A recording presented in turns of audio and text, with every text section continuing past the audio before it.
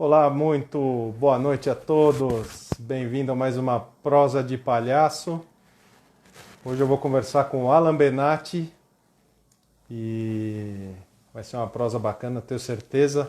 Para quem não me conhece, meu nome é Thiago Abadi, eu sou coordenador artístico do Cirurgiões da Alegria. Também trabalho na Sétima C, o Alan também faz parte, enfim, foi uma coisa que a gente montou e está começando a ganhar corpo.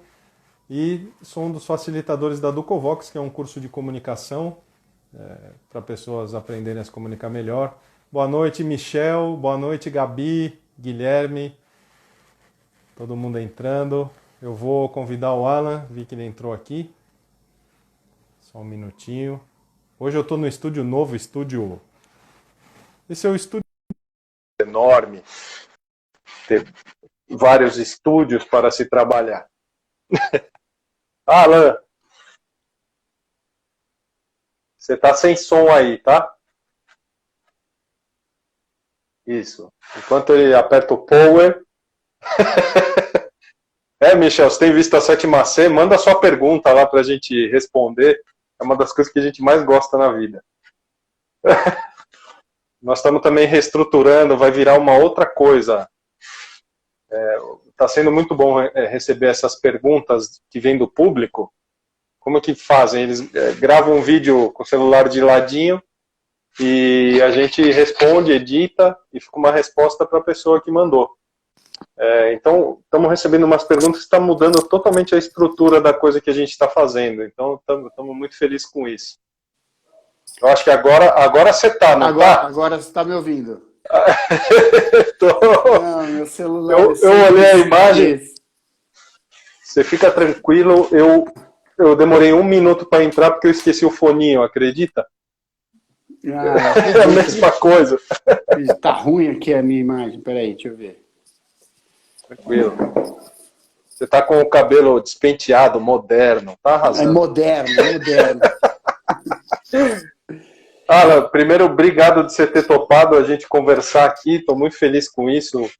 Tem tido umas prosas incríveis. Eu sou muito grato a todos que estão vindo, porque vocês são pessoas incríveis e você também é um desses aí. Henrique, boa noite. Obrigado pelo convite. Henrique Moli.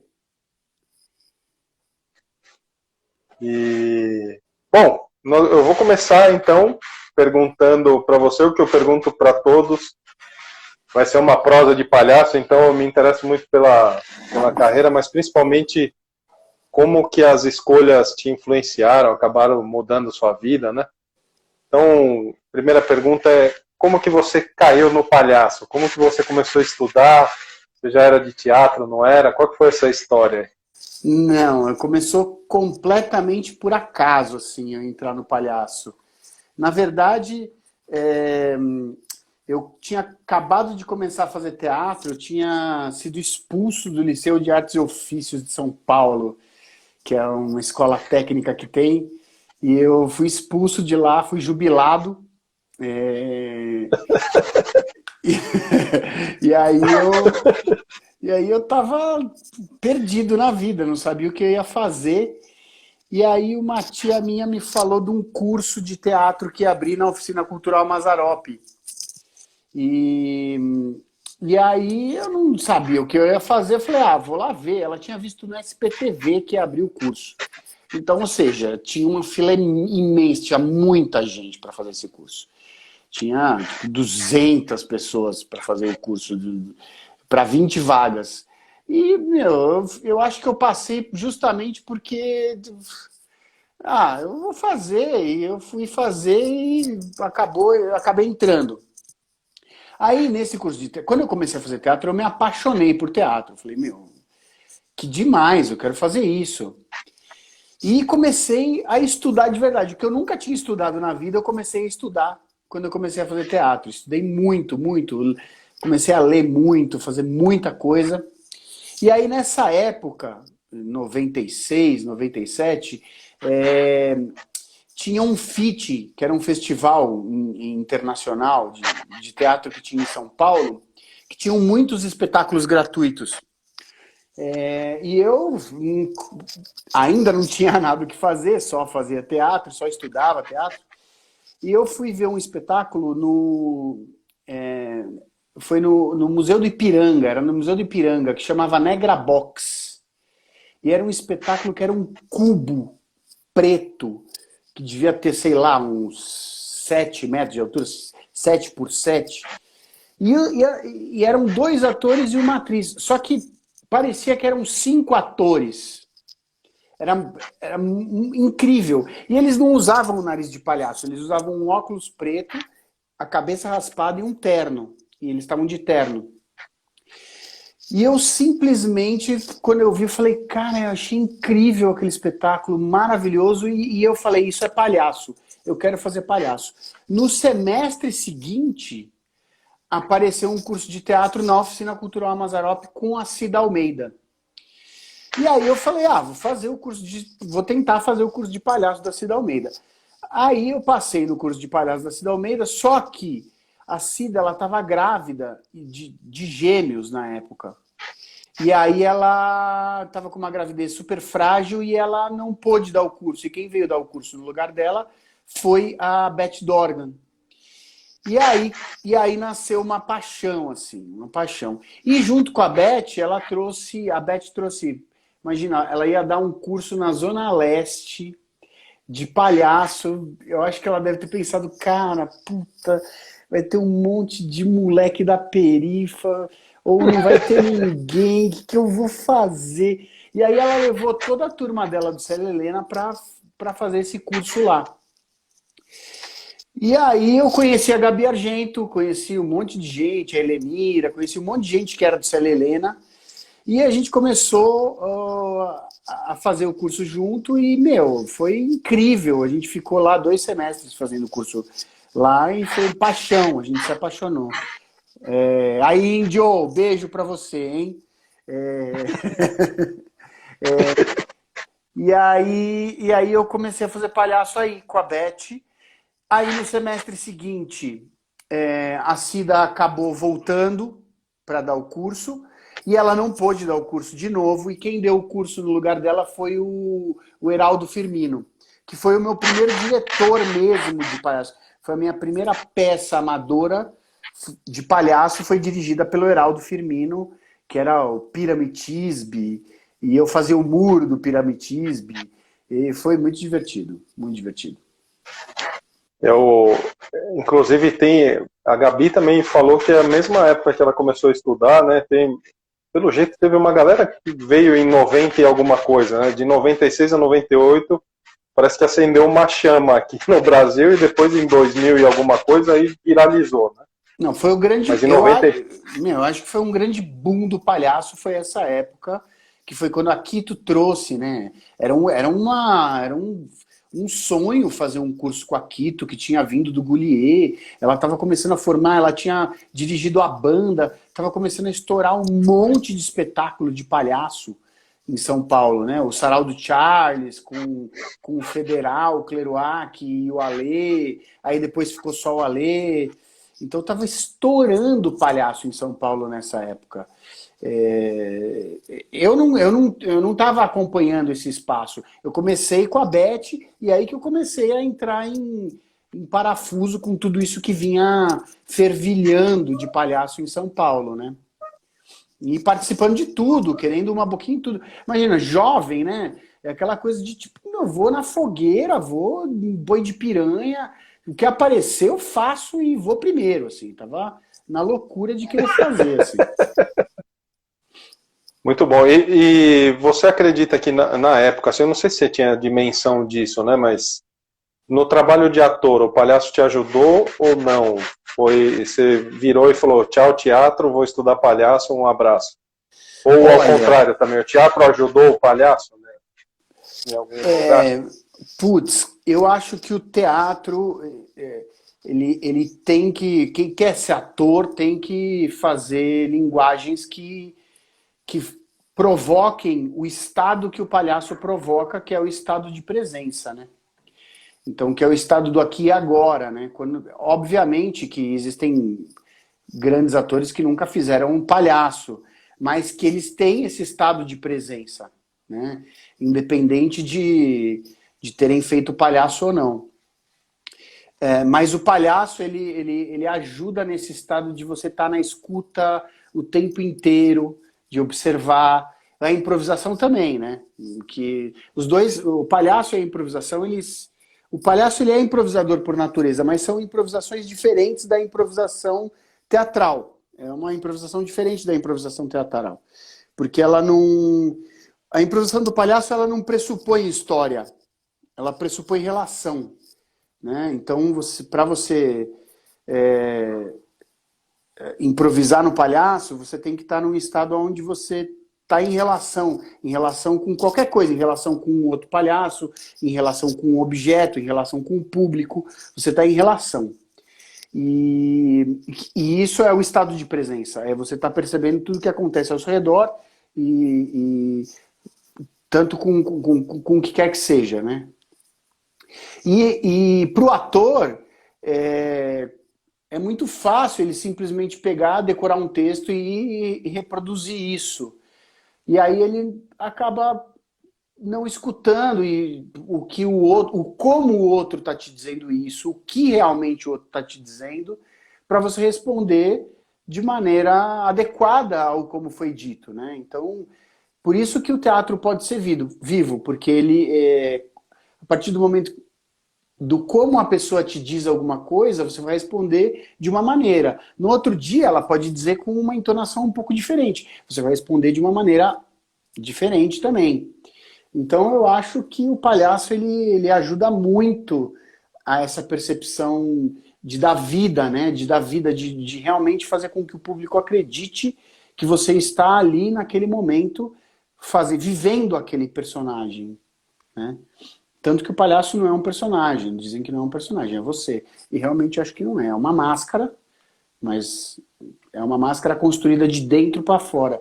Diferente das máscaras da comédia dell'arte, que você tem um arquétipo, que você tem toda uma questão dos posicionamentos das máscaras, né? Uma linha mais rígida italiana. A Tisch já não trabalha dessa maneira, mas algumas linhagens da comédia dell'arte já não trabalham dessa maneira, mas a clássica, você tem as posições, você tem os lazos, você tem todo já um conteúdo da máscara que faz com que você construa ela de fora para dentro. E ela é um objeto, né? Ela te diz, antes de você vestir, ela já te diz muita coisa. Você observa ela e ela te dá a informação. O palhaço, o que te dá a informação, vem muito de dentro, né? Vem do que é seu. A bússola é interna, né? A bússola é completamente interna. Ô Alan, também você começou a estudar com a Beth Dorgan e você formou um primeiro trio, que é um pedaço da história, que a Gabi contou uma parte, e a sua versão também é interessante, que começou um trio, você, o Denis e ela, certo? Certíssimo. E aí vocês montaram um espetáculo, como é que foi essa parte aí? Não, aí depois que a gente começou esse primeiro curso com a Beth, a Gabi, ela vivia me dizendo, você precisa conhecer o Denis, você precisa conhecer o Denis.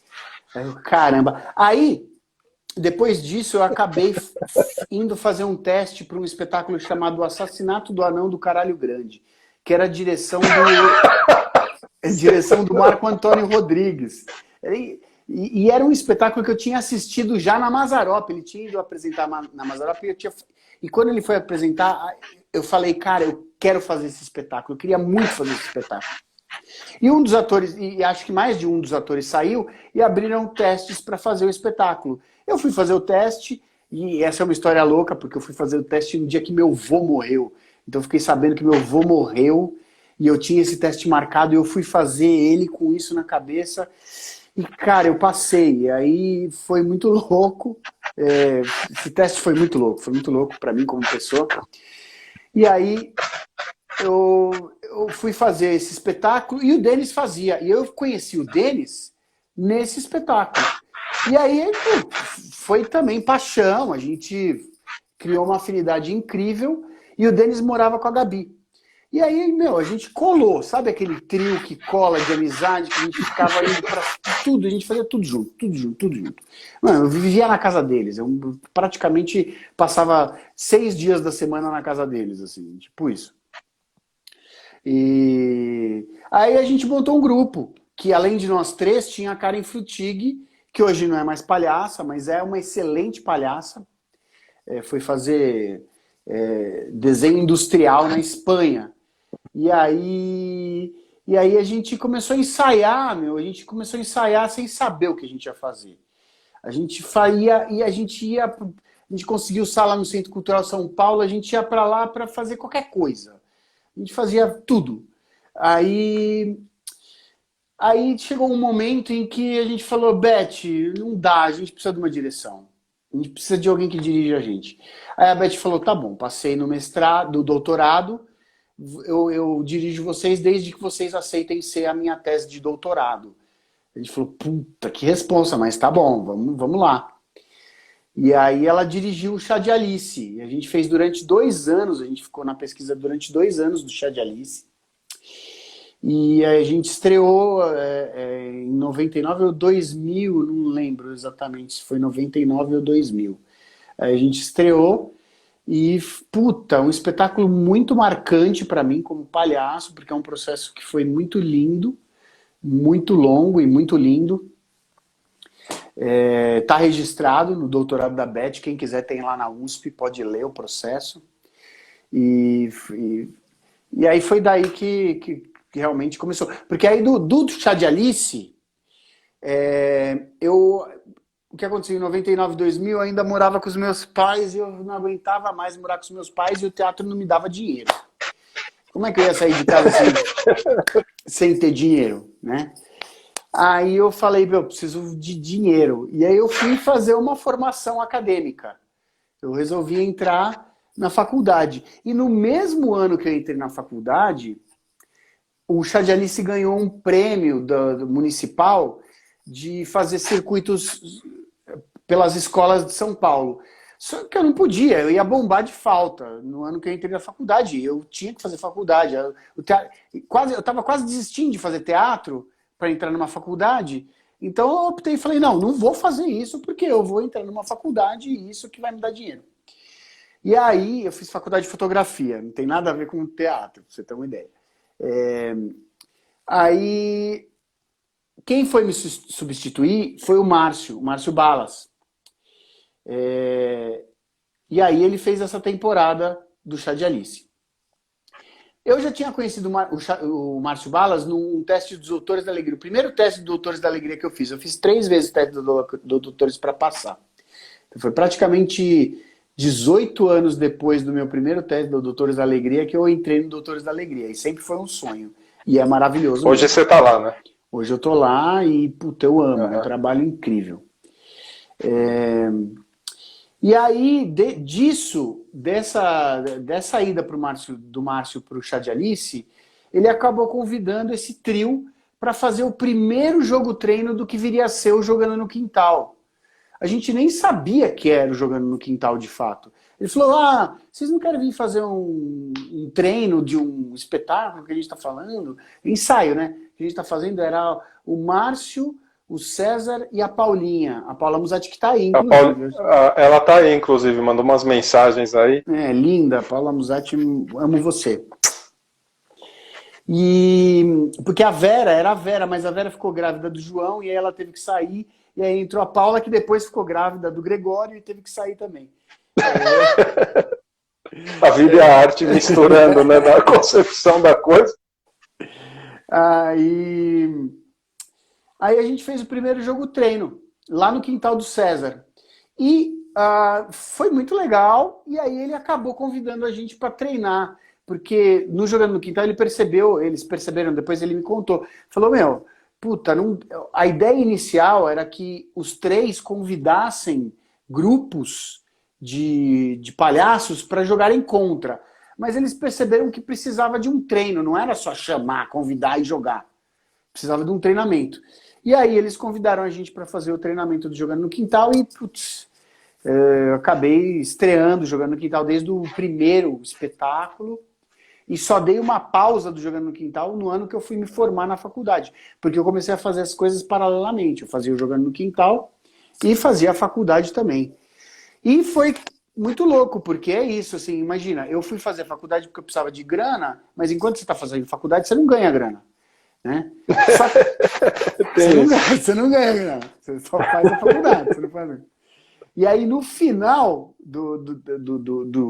da faculdade, o Jogando no Quintal começou a pingar um dinheirinho, começou a fazer uns espetáculos para a empresa. E aí acabou que eu falei, meu, eu nunca exerci o meu ofício de fotógrafo, para você ter uma ideia. Porque aí foi quando realmente eu comecei a dar aula na Companhia do Quintal, comecei a fazer espetáculo para a empresa, porque o espetáculo de teatro nunca foi uma coisa que deu dinheiro, né? A não ser que você tenha vendido o espetáculo para a prefeitura ou qualquer coisa do tipo, um espetáculo por bilheteria não é uma coisa que eu conheço muitos grupos que ganhem dinheiro com isso, assim. Tá, tirando o Improvável, que ganha uma grana de bilheteria, mas, ou os grandes stand-uppers e coisas assim, mas um espetáculo de teatro é difícil, não conheço muitos que tenham conseguido Só se ganhar tiver um uma patrocínio, grana, né? grande temporada, que tenha patrocínio, né? E aí é isso. E no Jogando no Quintal também era interessante, porque eu falei com o Cezinha antes, né? Antes de você, eu tive a prosa antes. E eu comentei com ele que era uma reunião de... Dava para ver que vocês, no mínimo, se gostavam. Aliás, para trabalhar palhaço, se um não gosta do outro, começa a ficar difícil, né? Mas vocês tinham uma relação inacreditável, né? E era o Jogando no Quintal, ele não era um espetáculo, eu não tratava como espetáculo quando eu chamava as pessoas. Peraí que eu acho que ele travou aí. Ou fui eu, né? Voltou? Voltei. Não, Voltou. voltei. Eu não sei se você ouviu, mas resumindo, eu falei que Não. o Jogando no Quintal não tratava como espetáculo. Eu falava que aquilo era uma experiência humana. E sempre que eu convidava alguém, eu falava, ó, vai ter um negócio, você não faz ideia do que é e eu também não vou conseguir te explicar. Tem palhaço, a gente toma uma cerveja e assiste, beleza? Depois você me fala. E todo mundo saía encantado, mas justamente porque era uma experiência, não era só o espetáculo em si, né? Era uma convivência, enfim. Foi um modelo, para mim, pelo menos, foi um modelo diferente de fazer a coisa e que impactou muito a muitas pessoas, né? Era uma experiência. Era uma experiência. O Jogando no Quintal era uma experiência, assim. Eu lembro de muita gente, tanto para quem fazia quanto para quem assistia, assim, porque era uma brincadeira, era realmente essa coisa de que está cada vez mais claro de que fazer palhaço é brincar, o palhaço brinca. Não, era o que a gente fazia e era isso, a gente era muito amigo. Imagina, a gente viveu mais de 10 anos colados de amigos, acreditando e vivendo uma experiência de estar em cena, fazendo uma coisa que a gente amava e por isso só já se bastava, assim, sabe? E todo espetáculo, não era assim. Eu lembro que tinha espetáculo, teve uma época que a gente chegou a apresentar 20 espetáculos num mês. Meu, a gente apresentou 20 espetáculos por mês. Era uma coisa absurda. E era, tipo, todo espetáculo uma coisa, um tesão, sabe? Fazer aquecimento de 1 hora, 2 horas. No começo a gente fazia aquecimento de 2 horas para entrar em cena. Imagina. Fora isso, tinham mais 2, 3 horas. E no final, chegou um momento que tinham 3 horas de espetáculos. Edson Nascimento, eu te amo, tá? Chegou um momento em que tinha 3 horas de espetáculo, só que antes a gente fazia 2 horas de aquecimento. E aí ainda a gente saía e ficava mais 2, 3 horas junto. Então era um final de semana. Não era, a gente falava que o Jogando no Quintal não era um espetáculo, era uma rave. A gente começava na sexta-feira e terminava no domingo. E muitas vezes era isso mesmo, assim, era isso. Quase que... Puta, eu lembro de final de semana que de sexta para sábado e sábado para domingo eu tipo, dormia 2 horas, já tinha que estar indo já ia para lá, entendeu? porque era uma loucura. E era essa loucura. E era essa loucura. Era uma experiência divina, assim. O Jogando no Quintal é um espetáculo marcantíssimo na minha vida. Muito, muito. Acho que na história, de quem viu, na história, né? Nossa. O Alan, e quem foram seus mestres aí nessa história toda? A Beth, sem dúvida. Beth, sem dúvida. A Cida, por mais que eu tenha feito pouca coisa, eu considero ela uma mestra, porque foi por ela que eu entrei nesse meio. O Heraldo também, assim, até hoje. Não, daquela época, por ter dirigido o meu primeiro espetáculo, mas bastante pelo reencontro nos Doutores da Alegria. Todos os meus amigos palhaços do Jogando no Quintal, todos eles são minha referência, todos eles. Putz, tem muitos, assim, do Brasil tem muitos, cara. Chuchu, Ézio, referência tem um monte, entendeu? O Federal, pra mim, ele é meu paizão, assim, o cara que eu tenho como... somos muito amigo e, tipo, eu admiro muito ele como palhaço, Paulo Federal. Eu acho um dos melhores palhaços do Brasil, assim, sem dúvida nenhuma. Eu entrevistei ele aqui e até comentei isso. Eu falei, eu queria falar logo com você, porque você é o cara que às vezes eu ia no Jogando no Quintal para assistir você. Ele pra mim é uma referência, assim, é uma referência de... Ele consegue o estado do palhaço e ele consegue falar sobre política de forma delicada, sem ser agressivo. Eu acho ele incrível, incrível. A sua fala foi a mesma da Gabi, ela até falei a mesma coisa. Falando a mesma Mas coisa. é isso mesmo. É que é da mesma família. A Gabi, ela é minha irmã, assim, eu amo muito a Gabi. Amo muito a Gabi. Ela é gente boa, absurdo. Demais, demais. Pessoas boas que se conhecem na vida. Quando ela voltou do circo ano passado, eu falei pra ela, vamos montar um espetáculo. Vamos montar um espetáculo. Ela tá me cozinhando até hoje pra montar o espetáculo. Queria montar de novo, fazer uma releitura do Chá de Alice com ela e com o Denis. E os dois estão me cozinhando até hoje, assim. Então, vamos ver. Olha, isso é o momento, hein? Inclusive... nós falamos do Brasil, mas tem de fora também um cara que você olha e fala, esse cara é muito incrível. Puta, o Tortel Poltrona, Tchakovati. Tchakovati, eu fiz um curso, eu fiz curso com eles também, né? Com o Tortel, Tchakovati e com o Léo Bassi. Uhum. Eu acho eles fenomenais. O Léo Bassi, eu acho que ele entra mais na bufonaria. Eu gosto muito da linguagem da bufonaria, eu pesquiso bufonaria também, mas eu acho que ele entra um pouquinho mais aí. Ele é muito discursivo, né? Ele tem muito a palavra, assim. Então, depois de assistir o 8º espetáculo dele, eu acabei me cansando um pouco. Mas eu precisei passar por tudo isso para falar, ai, caramba, tá bom, já entendi. Mas eu adoro. 8 vezes também não é culpa dele, né? Mas, e aí os clássicos que puta...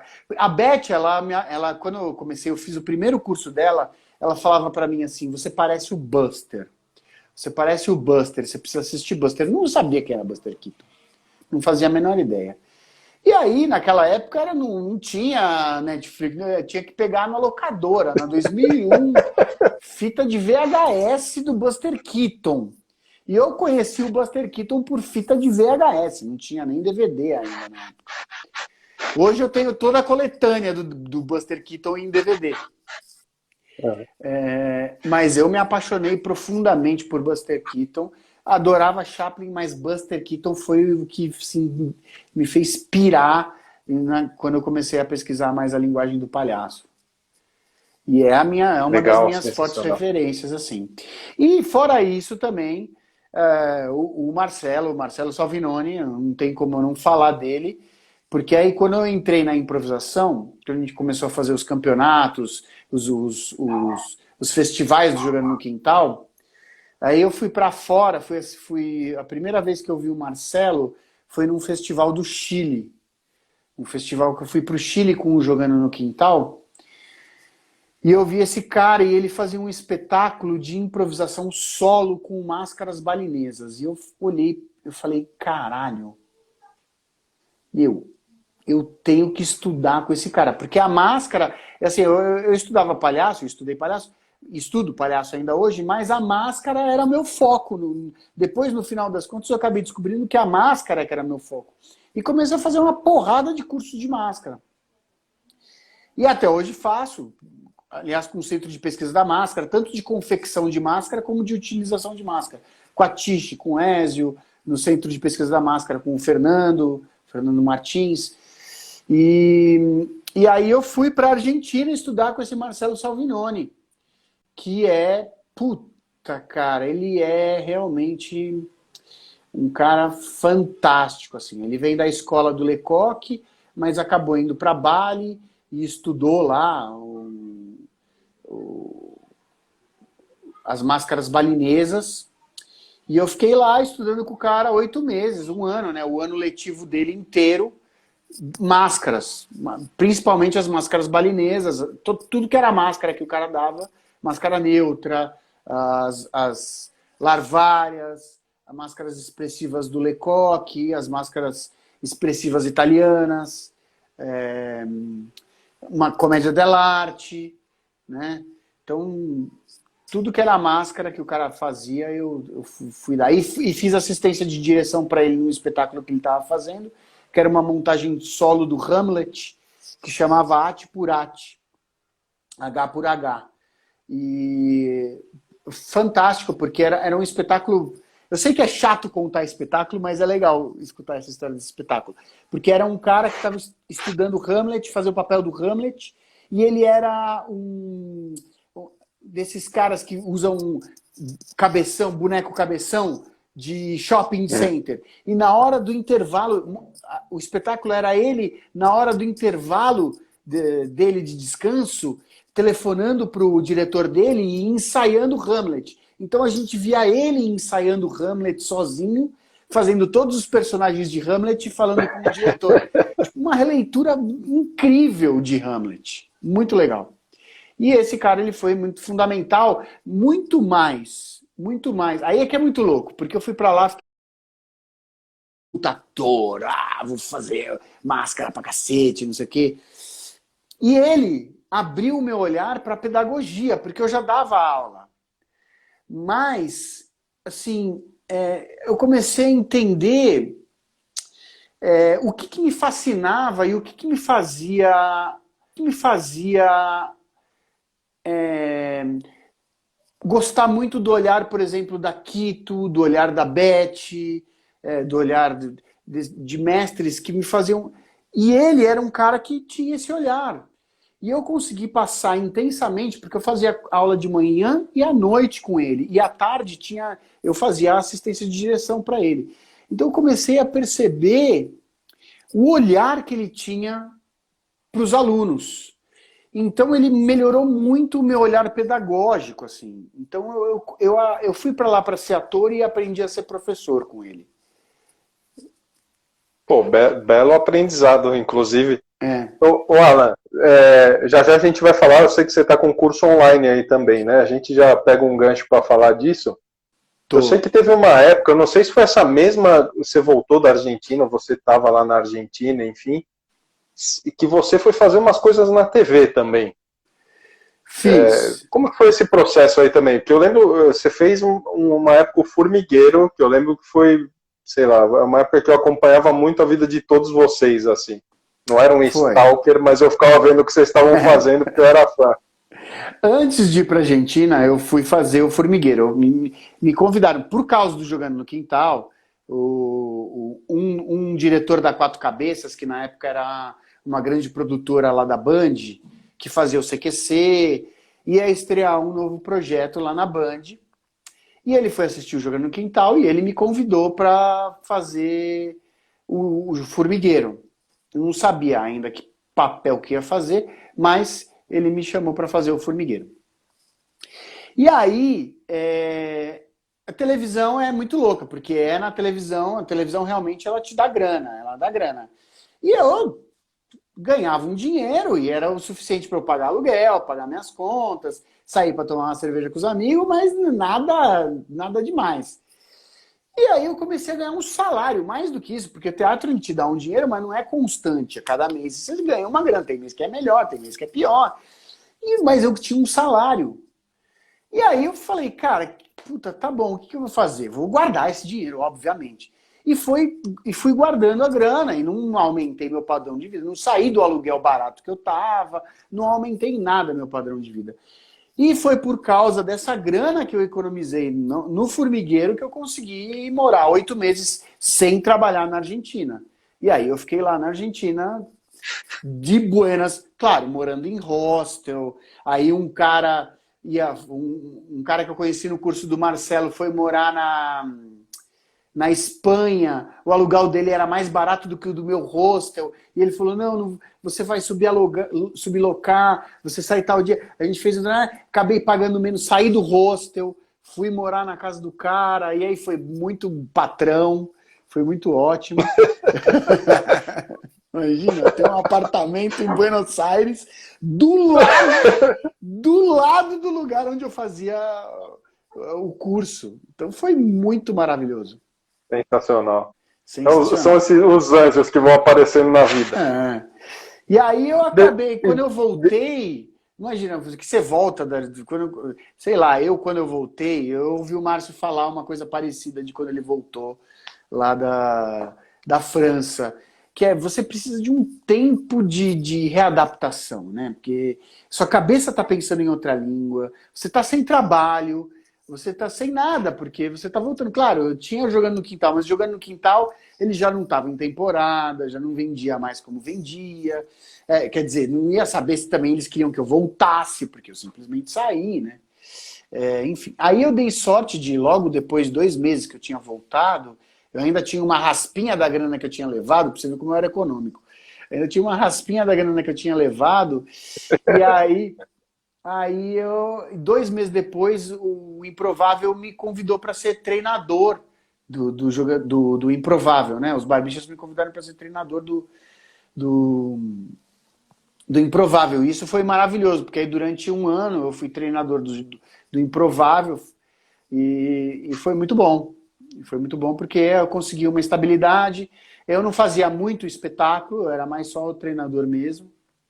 E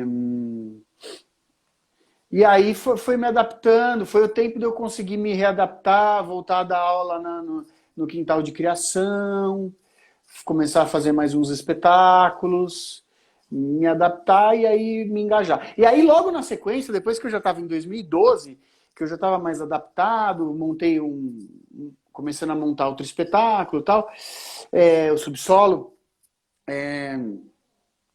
me convidaram de novo para fazer televisão. Me convidaram para fazer o Amigos da Onça.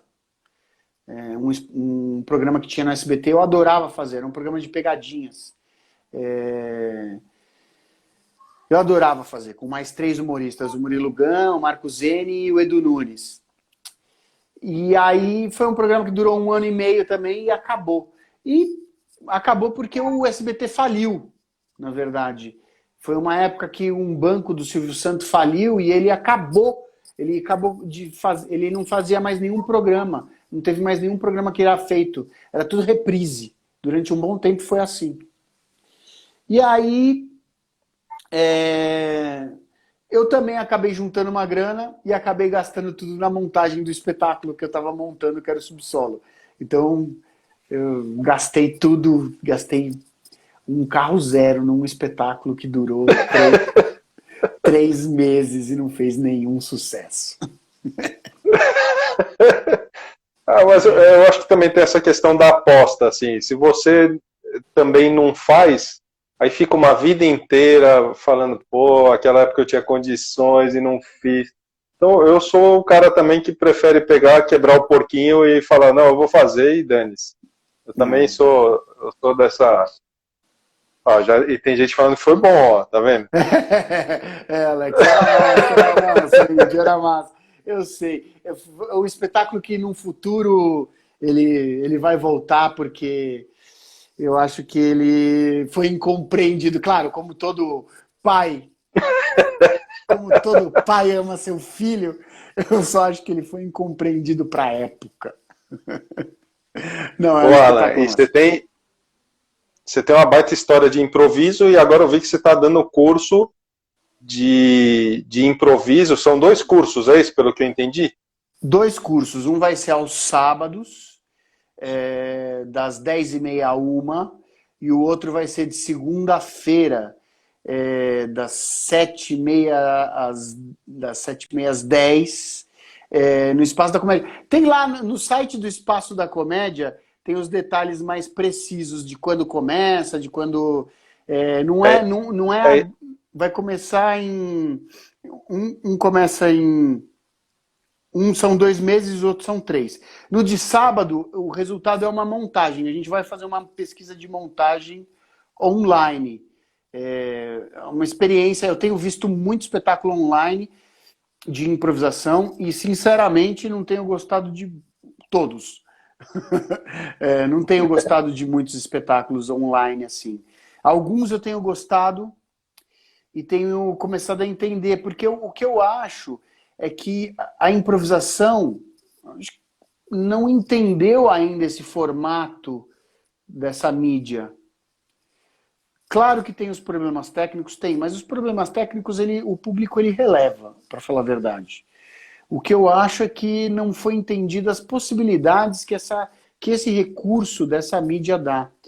E eu estou tentando entender agora, e a gente vai tentar entender durante esse curso, o que é, quais são as possibilidades que essa mídia dá.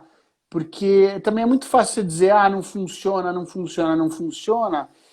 Só que, meu, é a mesma coisa que o cinema falar, que todo mundo falava, o cinema vai acabar com o teatro, não sei o que, não vai dar certo a televisão. Não sei o que. Não, é uma nova mídia, é muito recente, e o que precisa é ser pesquisado para poder entender melhor. E é isso que eu tenho feito, pesquisar ó, bastante essa mídia para poder o, entender melhor. o Alexis, eu acho que é o índio esse, ele É é o o índio, é o índio? índio, é. É o índio. O índio está perguntando se você sabe quais são as dificuldades de ser online, porque ele está pensando muito nisso. Cara, eu acho que os jogos convencionais eles não funcionam online, porque talvez eles possam funcionar num futuro, porque o ritmo do online ele é diferente, o ritmo de escuta, o ritmo de percepção, você não consegue olhar para o lado, você não tem uma visão periférica, a sua visão ela é toda frontal. Então, jogos virtuosos, eles acabam sendo o tempo de escuta, quando um fala até chegar em você e o tempo que você replica, ele é muito difícil de ser num timing que é o que o jogo virtuoso do ao vivo te faz. Você fala e pá, o outro responde, pá, pá. No online ele não te dá essa possibilidade dessa virtuose. Então é muito complicado. Então os jogos convencionais eles não estão funcionando, galera, não estão funcionando. Tem uma outra coisa que é a música. A música ela é muito importante para a improvisação. Ela é muito importante para a improvisação. Então não adianta, mesmo que não seja o ao vivo não funciona, não funciona. Não funciona, porque enquanto um está dando uma nota lá, você está... Então, na escola do meu filho, esses dias aí, umas 2 semanas atrás, foram fazer, vamos fazer uma cantiga de roda, né? Uma roda de cantiga, não sei o que lá. Beleza, enquanto a mulher estava cantando e tocando, estava beleza. Aí veio a coordenadora falar, não, então, abre aí o microfone de todo mundo para a gente cantar junto. Cara, não deu certo, não foi nenhuma experiência. As crianças todas se perderam, entendeu? Porque virou um barulho, virou um ruído. Então, música ao vivo nem pensar, porque enquanto um tá fazendo, o outro já passou. E mesmo se for uma música mecânica, quando um solta aqui, o outro tem que ter um tempo de resposta de lá, de percepção de resposta, que é eu tô atento no que você tá respondendo, para eu poder interagir com o que você tá respondendo e não com o que... E mesmo assim vai chegar com delay. Então, música não dá. Então, como é que eu vou... música é muito importante para improvisação. Música não dá. Então, o que a gente vai fazer? Qual é o novo? Como a gente vai suprir essa necessidade da música? Pô, é difícil. Eu não tenho a resposta. Tem que pesquisar, eu não tenho a resposta. No 7C, inclusive, a gente está fazendo uns testes e está bem difícil, assim, né, de organizar a casa, de ter uma coisa potente, né, tá tateando mesmo, né. Estamos tateando, a gente está descobrindo. Que jogos? A gente está fazendo jogo que não é jogo convencional lá, no 7C. Estamos pesquisando jogos que não são jogos convencionais. Claro, tem os jogos convencionais, mas que são muito da palavra. Então, na palavra, jogos convencionais da palavra, eles, por mais que tenham um déficitzinho, você consegue ainda ter uma sequência que te dá, que supre a necessidade do jogo. Mas a virtuose fica falha. Você não vê um virtuose de pá, pá, pá, pá de ritmo. E a improvisação de jogo é entretenimento. E aí o entretenimento é virtuose. Ele quer ver desempenho, quer ver como você funciona. Já o long form, que é o que me interessa para o online, ele tem essa questão de palavra, é tempo, você pode dar tempo. Num long form você pode dar tempo. Você não precisa o tempo inteiro estar falando, você não precisa e um dar a resposta do outro. Não, você pode ter ritmo, você pode ter interação, de percepção de tempo mesmo, assim, tipo, de reação. E o Alan, a Gabi fez uma pergunta interessante. Hoje em dia você se vê mais como improvisador, mais como palhaço, ou você virou uma terceira coisa mais interessante? Ou além? Putz, é muito difícil responder isso, cara. Ai, Gabi. Porque assim, eu fui palhaço, eu era palhaço, mesmo jogando no quintal, até começar a pesquisa do caleidoscópio, sempre o meu foco de pesquisa foi o palhaço. E realmente, quando começou o caleidoscópio, eu só fazia o palhaço quando eu tinha jogando no quintal, e chegou um momento em que eu não fazia nem mais palhaço. Virei improvisador. E aí, depois de um tempo, quando eu voltei a fazer o sarau do Federal, eu voltei a pesquisar o palhaço aos poucos, e aí eu passei no teste dos Doutores da Alegria. Ah, o Federal acabou de entrar! E aí eu comecei a Tem que evocou a entidade, ela. Evoquei a entidade do Federal. E aí eu voltei a pesquisar muito o palhaço. E eu acho que as duas coisas elas são muito híbridas, do como eu estava te falando. O palhaço ele é improvisador por natureza. Ele tem esse tato da improvisação, que é uma outra coisa. Mas, no final das contas, o que acontece é que a improvisação ela tem uma outra técnica mesmo, né? Ela tem uma técnica de raciocínio que o palhaço, ele, de uma certa forma, ele não precisa ter. Que é um raciocínio dramatúrgico mesmo.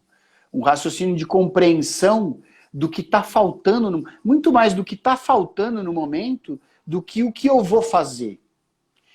E o palhaço, ele não precisa, ele só precisa estar ali. Então, é uma dinâmica realmente diferente de presença e pensamento. Apesar de que os dois precisam de presença. Porque por mais que você tenha a dinâmica da improvisação e que você conheça essa dinâmica da improvisação, se você fica pensando muito durante uma improvisação, ela passou e você não consegue fazer nada. Então você precisa estar num estado de escuta que é muito similar do palhaço. O estado de escuta do improvisador e presença, ele tem que ser igual ao do palhaço. Apesar de muitos improvisadores não entenderem isso e ficarem muito na cabeça, muito mentalmente, querendo resolver tudo no pensamento. E aí isso acaba complicando, porque flopa a cena mesmo, flopa mesmo. Ó, vou aproveitar, a Silvia Leblon também está dando um oi aí. Ela que eu vou conversar dia 28 às 8h30 também. 28, a prosa é com a Silvia Leblon também, que é uma pessoa fantástica. Mestra. Ô Alan, só uma pergunta a respeito do seu curso, para a gente fechar esse assunto. Ele é para artista ou é para qualquer ser humano disponível a brincar? Vou dar 2 cursos. Então, o primeiro, que é o de segunda-feira, à noite, ele é voltado para a compreensão da dramaturgia da improvisação. Então, ele é muito focado para quem quer pesquisar tanto a improvisação, como quem quer pesquisar o como desenvolver uma dramaturgia cênica. Então, você quer montar uma cena? Então, eu vou te dar elementos que te fazem entender como é que funciona uma construção cênica também. Claro que é muito voltado para a cena do aqui e agora, mas ela serve muito como ferramenta para você improvisar uma cena e depois escrever ela e ir lapidando, e aí acabar construindo uma cena para você. Então ela é focada para quem quer desenvolver uma cena ou quem quer improvisar cenas. E o segundo, ele é voltado para fazer um espetáculo online improvisado de cena, não é de jogos. É um espetáculo online de cenas. Já tenho aqui uma ideia de estrutura que eu estou desenvolvendo, mas ele vai ser construído junto com as pessoas. Então, essa construção vai ser coletiva a partir de elementos. Todos eles... O melhor sósia da espirulina. Ai, eu imitei muito a espirulina pra ela. Desculpa, gente, perdi o foco. A espirulina foi fácil escrever isso aí. Bons tempos aqueles, hein, Silvia Leilon? Enfim, ele é voltado para fazer um espetáculo online improvisado e ele vai te dar ferramentas para você entender o que é presença e escuta também do momento, né? O que auxilia qualquer ator. Então ele é voltado para quem quer, para ator, para quem quer investigar uma linguagem de improvisação. Não precisa ter experiência de improvisação, não precisa ter experiência alguma, na verdade. Legal. Ó, quem quiser, vai estar, depois na publicação, vou colocar o link do Alan. Tem ele aqui também, depois caça ele aí para fazer o curso, é uma oportunidade bem legal, mesmo sendo online, eu tenho participado de umas coisas bem legais online. Olha, a live, puta, é 1 hora, tá quase acabando, tem 6 minutos. Nice. Eu queria saber 2 coisas de você. Uma, primeiro, né, quem foi muito importante na sua vida, assim? Não pensando só em palhaço, mas na sua carreira, assim. Eu sei que tem várias pessoas que acabam surgindo, mas uma que você fala, puta, essa pessoa fez muita diferença na minha vida. Assim. Uma pessoa? Ou umas. Quem vinha, assim... Eu sei que isso não encerra o assunto, deve ter um monte de gente, mas... Uma que vem e você fala, olha, essa pessoa... Olha, eu vou falar uma pessoa que é o Valdir Rivabem, que foi o meu primeiro professor de teatro, que se não fosse por ele, eu não teria continuado. Assim, se ele não tivesse sido um ótimo professor, se não tivesse feito eu me apaixonar pelo teatro, eu não teria continuado. Então, ele é o responsável por eu estar onde eu estou, assim, no sentido de, não sou ninguém, obviamente, mas por estar no ofício que eu estou, né, que eu quis dizer, por eu ter escolhido isso e ser esse pesquisador, assim, foi ele que fomentou a ideia de eu ser um pesquisador de teatro, assim. Obviamente que eu nem sabia e nem nada, mas ele foi o cara que me levou para tudo. Legal. Outra coisa é você, o ImproArt, falando que você foi um dos melhores professores que já teve. Ah, ela é maravilhosa, a Julia é maravilhosa. Ela tem, ó, Demproarte, @Demproarte, segue aí no Instagram, porque ela tá arrasando nas pesquisas de improvisação. Ela me dá muita informação que eu não sabia. Ah, só dar um aviso para ela, que eu senti falta do Second City na história da improvisação mundial que você fez. Ó, é isso aí. Alan, outra coisa, eu não sei se deu tempo, eu não sei quanto tempo faz que você está no Doutores, mas acho que já faz uns 2 anos, faz um ano, sei lá. Faz 2 anos, vai fazer agora. Não, fez agora, fez 2 anos, esse mês. Você. Não, era mais para perguntar se você foi um pouco e parou na pandemia, mas não, você rodou pelo jeito, né? Foi para hospitais e tudo mais. Logo no início, quando a gente entra. Só para você emendar esse assunto, por que você foi parar dentro do hospital, assim? O que você acha que é aí ligado à arte mesmo, né? O que isso te impacta como artista?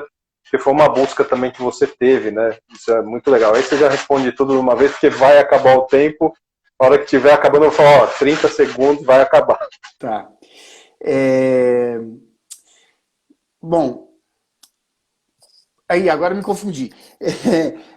Eu tô 2 anos. Quando a gente entra nos Doutores, a gente faz como se fosse não é um circuito, mas a gente permanece 2 meses em um hospital, 2 meses em outro e 2 meses em outro, durante os primeiros 6 meses, os que entram. Então a gente consegue rodar pelo menos 3 hospitais. Depois a gente vira substituto, que é quando alguém falta, você vai e você faz uma substituição, o que acaba fazendo com que você rode ainda duplas e outros hospitais. Eu rapidamente entrei como palhaço fixo, porque quando a gente entrou, tinham 7 substitutos e a gente teve uma reunião em que a gente tinha uns papeizinhos e cada um tirou um papelzinho num sorteio e eu tirei o número 1. E essa foi a ordem de entrada de substituição. Então eu fui o primeiro palhaço que entrou dos substitutos, que seria fixo caso algum palhaço saísse do fixo. E logo um palhaço saiu, que foi o Marcelo. Ele foi trabalhar lá no Hospital de Barretos. E eu entrei substituindo ele no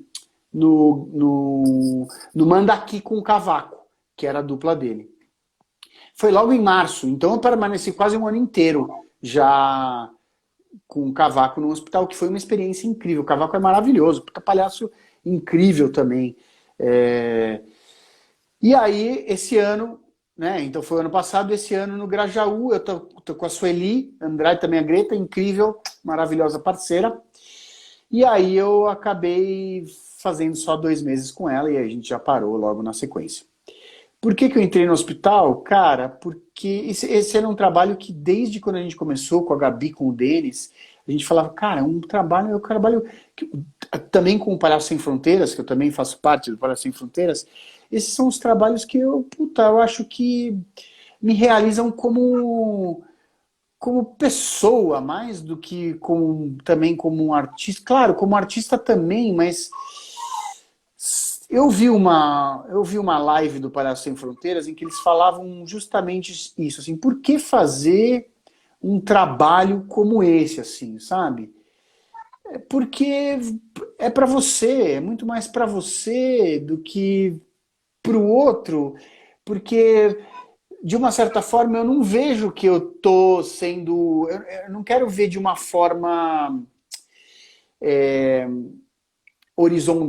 vertical, sabe? Eu sou o cara que tô levando a arte. Não, porque eu aprendo muito no hospital, não só com os pacientes, mas com as pessoas que estão lá, com os médicos, com o pessoal da higienização, com o assessorista, né? Com todo mundo, com o porteiro, com todo mundo. A gente interage com todo mundo. Com a secretária, com todo mundo. E isso a gente aprende muito com todo mundo. E é muito legal, porque é um momento em que a gente está todo mundo fragilizado. A gente tem alguma coisa a oferecer e quem dá o presente, na maioria das vezes, são eles. Eu fui para El Salvador com os Palhaços Sem Fronteiras e foi uma experiência muito louca, porque lá existe uma coisa que chama pandilha, que é como se fosse uma máfia. Só que existem três gangues de Pandilha. E para chegar no lugar... Alan, 30 segundos, a live, enfim, 30 segundos. Já emenda com as considerações finais com você. Entrem no site do Espaço da Comédia, se inscrevam nos cursos que tem por lá, ok? www.espaçodacomedia.com.br. Um de segunda-feira à noite, um de sábado à noite. Eu sei que na pandemia não tem muito dia,